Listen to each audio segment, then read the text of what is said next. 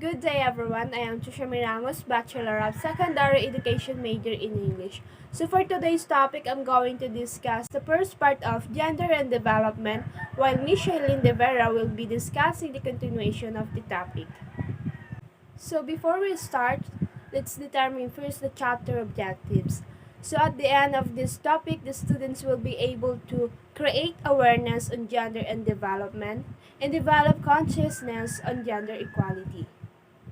So what is gender and development or the God?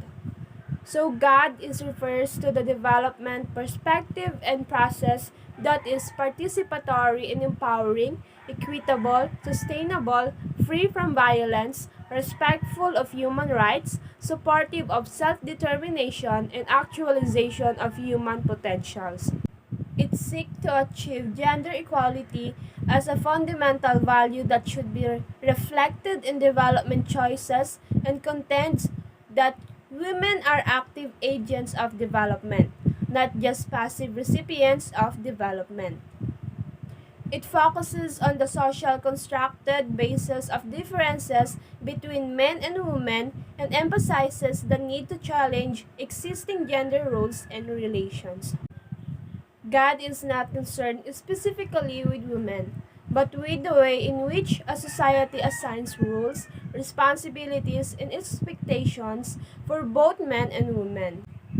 It applies gender analysis to uncover the ways in which men and women work together, presenting results in neutral terms of economics and efficiency.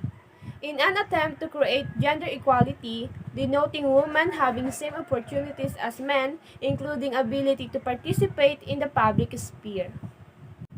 At work, equality between men and women includes the following elements as the International Labor Organization suggests. First is equality of opportunity and treatment in employment. Second is equal remuneration for work of equal value. Third is equal access to safe and healthy working environment and social security. Fourth is equality in association and collective bargaining. Fifth is equality in obtaining meaningful career development. Sixth is a balance between work and home life that is fair for both women and men.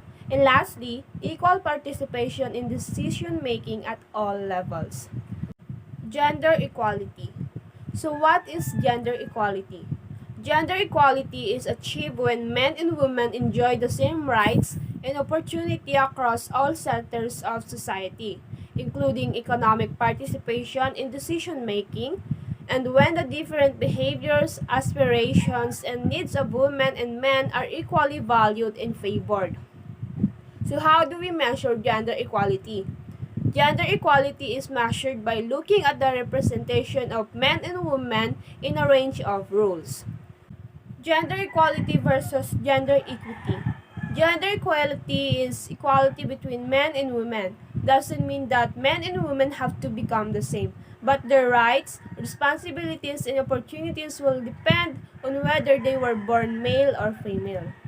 While gender equity is the fairness of treatment for men and women according to their respective needs. This may include equal treatment or treatment that is different but which is considered equivalent in terms of rights, benefits, obligations, and opportunities. Sex and gender comparison. Sex refers to the anatomical and other biological differences between females and males that are determined at the moment of conception and development in the womb and throughout childhood and adolescence.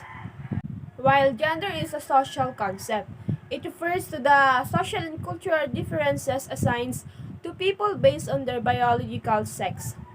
A related concept, gender rules, refers to a society's expectations of people's behavior and attitudes based on whether they are females or males.